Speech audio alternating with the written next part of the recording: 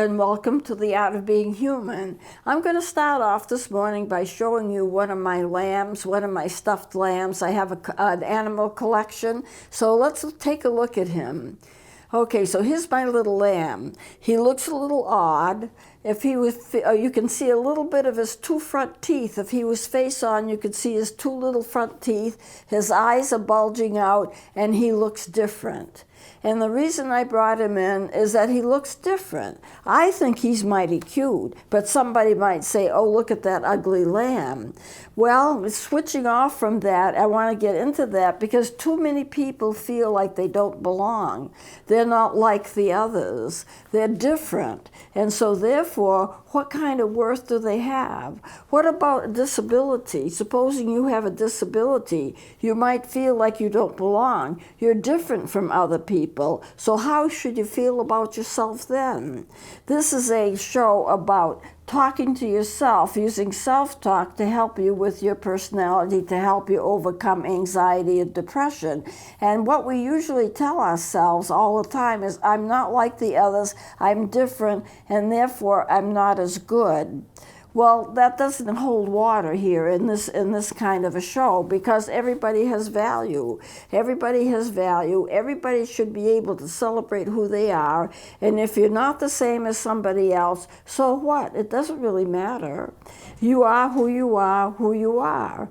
And as a result of that, you need to take value in yourself. And so therefore, if you would just kind of take a look at yourself in a little different way, it is all right to be yourself, and it is all right to be a little different.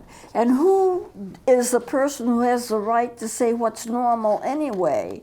We have a standard of normal. The standard of normal is that you all look somewhat like each other. That is, you're about so tall. You have colored hair in such a way, it's brown or it's blonde or it's white or whatever it is.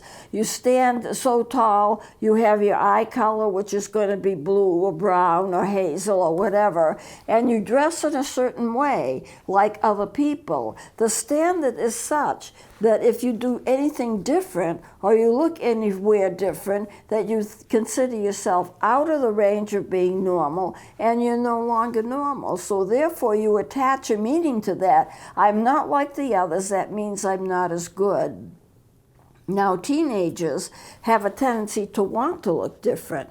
They want to stand out in a crowd. And yet at the same time, and this is kind of like a double-edged sword here, because at the same time they want to be like everybody else.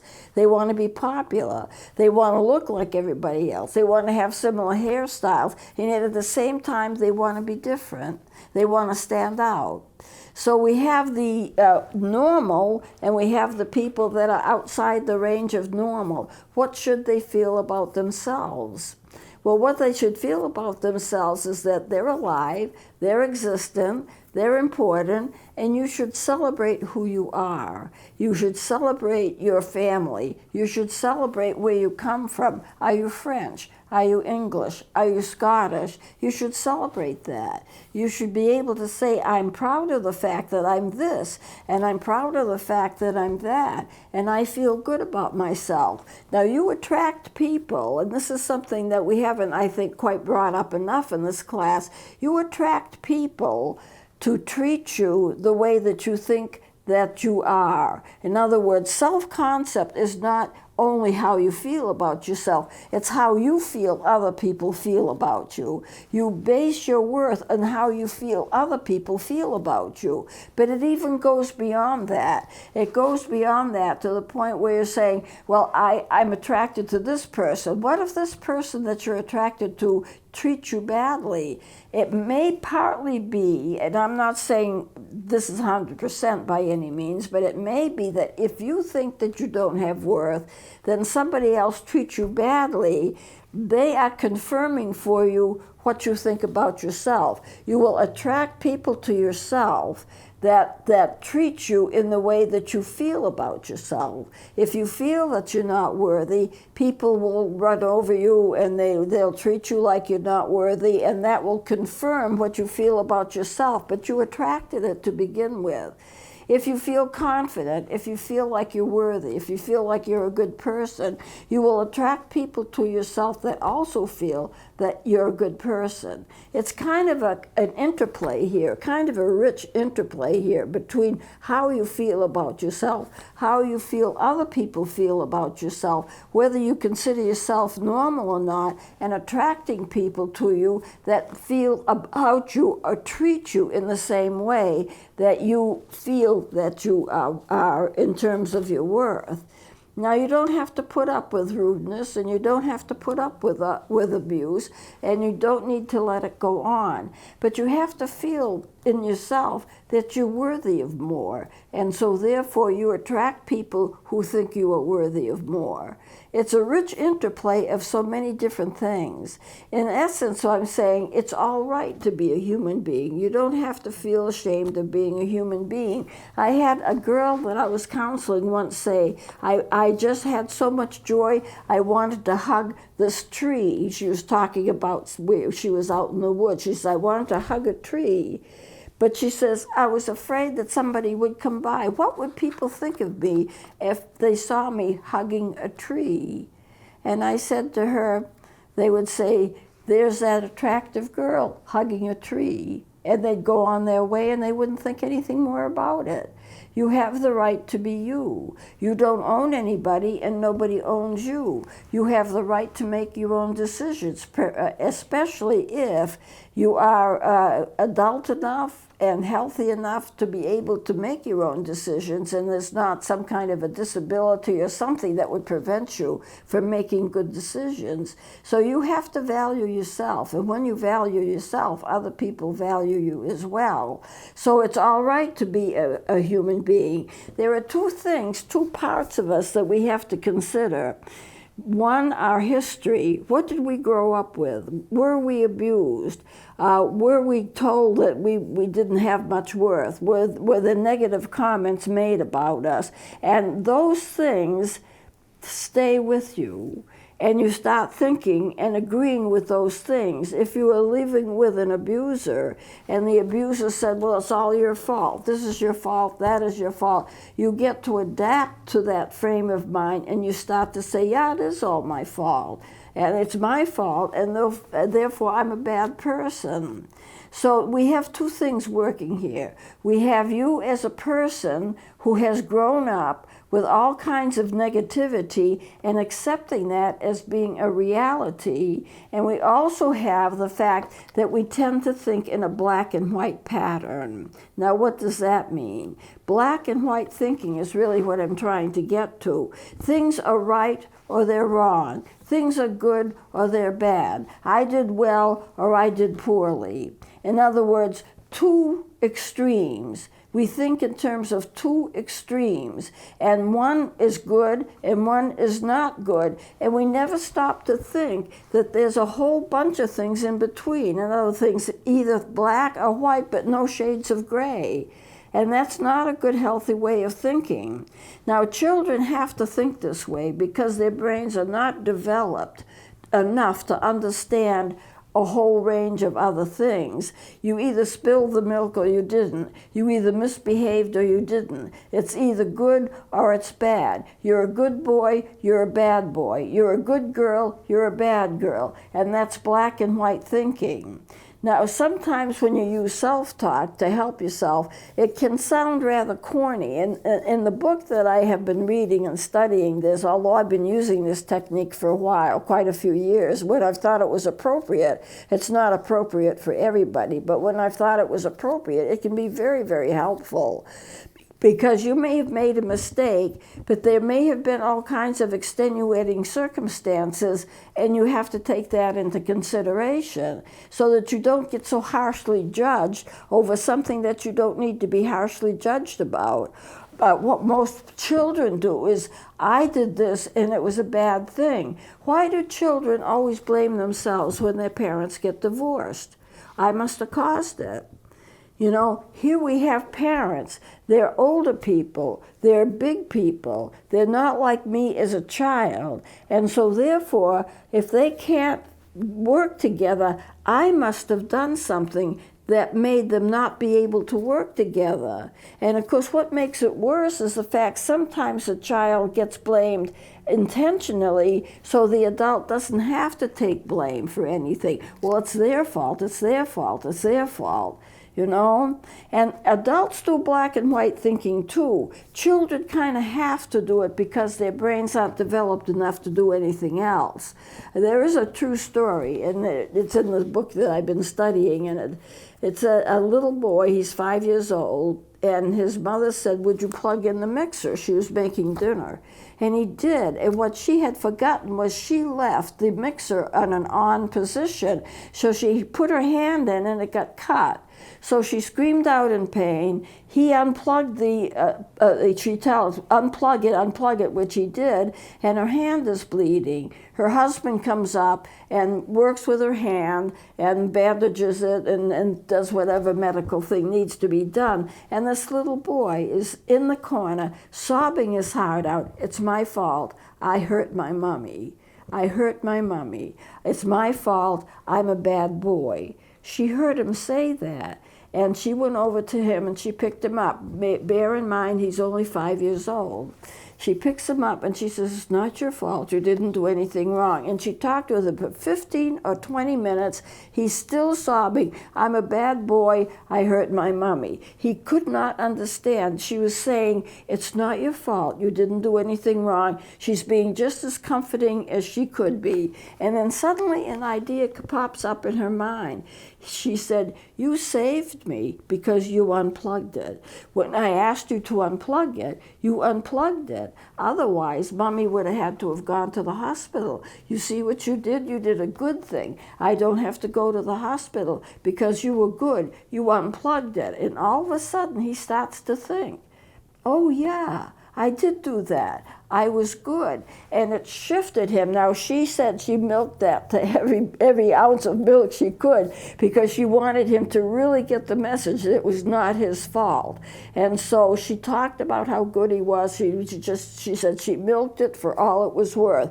And eventually, although she said it took a long time, he started to think, oh, it wasn't my fault. I helped. I didn't hurt. I helped. And when he took his focus off, I plugged it in and Mommy got hurt, to I unplugged it and Mommy got better, then he was able to see there's a different circumstance going on. Now, you've got to remember he's only 5 years old. Children, when they're very young, always think black and white thinking. They kind of have to because their brains, as I said before, aren't developed to do anything else. It took her a long time to get him to the position where he could say, yeah, there was something else going on here. I unplugged it and Mommy got better. So you have to understand that this is the way young children think. And, you know, a lot of times when things happen and parents aren't around to see it happen, the child gets stuck in this pattern of negative thinking. And when they get stuck in it, they can't get out of it by themselves because they're not old enough to do it.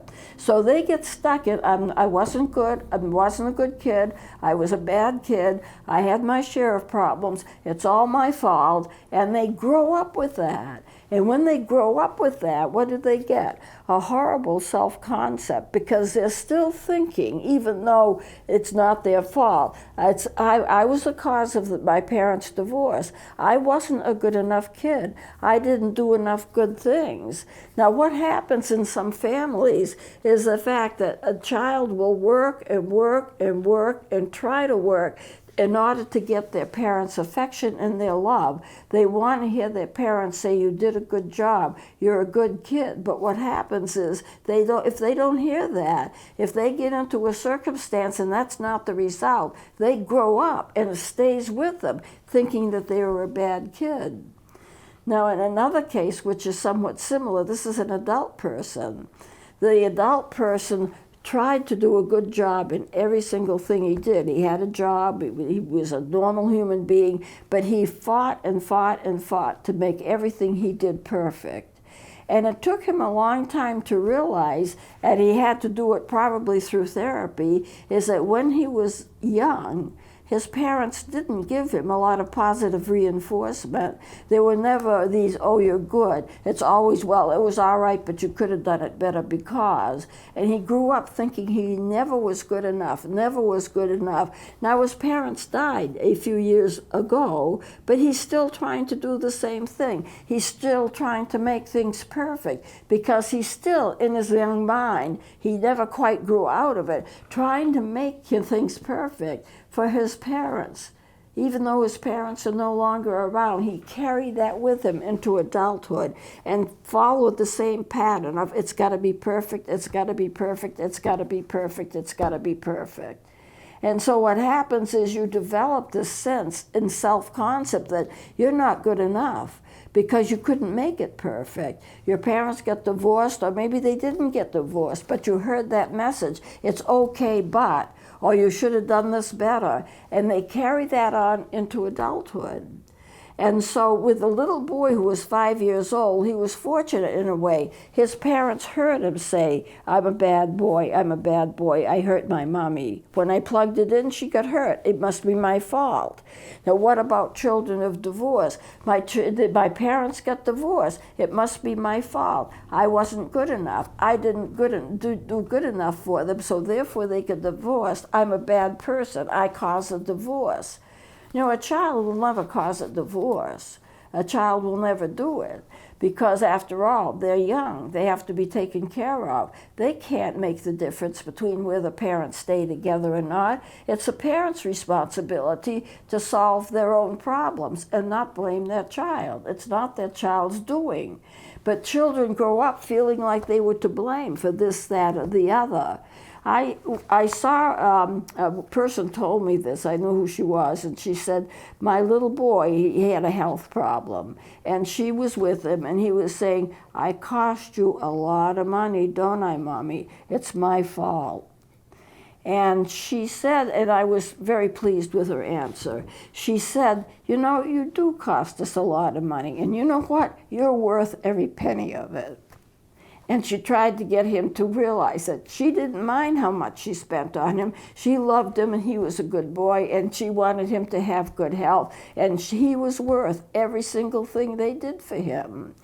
This is the way children should grow up. They should grow up feeling that they're worthy, that their parents want them. Too many children don't get that. And what happens is they grow up feeling like they're bad. I don't fit in. I'm different. I wished I was like everybody else. I have this problem. I'm too tall. I'm too short. I'm not smart enough. I'm too smart. You know, it could be anything. But if a child is not given the positive reinforcement that they need, that black and white thinking, I'm bad instead of good, follows them all the way through to adulthood. And they still believe it, even though their circumstances are different, their parents are no longer around, or they're very elderly, they're getting reinforcement, positive reinforcement from other people, but somehow they're still trying to please their parents, even if their parents are gone. That black and white thinking which people have just continues and continues and continues. So what can self-talk work with self-concept do for you? It can break that pattern.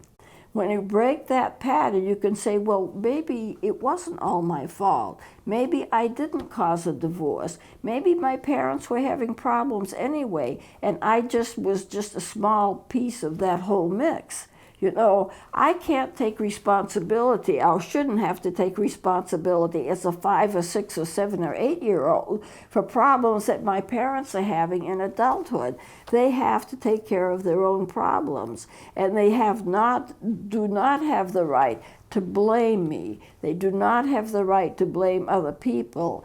Now, another example would be alcoholics. Alcoholics have a unique way of blaming everybody else for their problems, mainly because they don't want to face it themselves.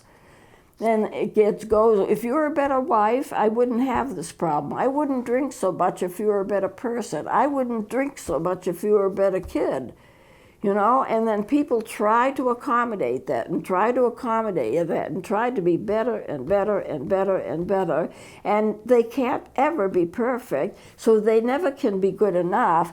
And if a person is a dominant person, an arrogant person, and they like to place blame on other people, it doesn't take anything to shoot a person down to thinking that they're about this big, when they should be celebrated for being who they are. If we could celebrate people, no matter what the race, no matter what the circumstance, for being who they are, you have a wonderful background. You've overcome a lot. If you have problems and you've overcome them, shake their hand, they're doing well. And you boost them up. If we could boost them up instead of tearing them down, then we would find a lot better mental health in this country. If we could value people as they are and not make judgments. So somebody has a problem, so what? Everybody has a problem. So somebody makes bad decisions, so what? Everybody at some point in their life is probably going to make a bad decision. And so we just need to understand and value humanity and value life and get away from black and white thinking. You're this and so therefore you're bad. You're that so therefore you're good. You agree with me so you can be my friend. You disagree with me so therefore you're my enemy. What kind of lousy thinking is that? That is lousy thinking. So I'm going to close it here, but I want you to give some thought to black and white thinking, because it makes a tremendous difference as to how you do in life. If you can value other people for who they are, and basically if you can value yourself for who you are, then you can find that you can live a lot happier life. And it's my intention in a class like this to help you to do so. So I'm going to close it here. And please join me next time.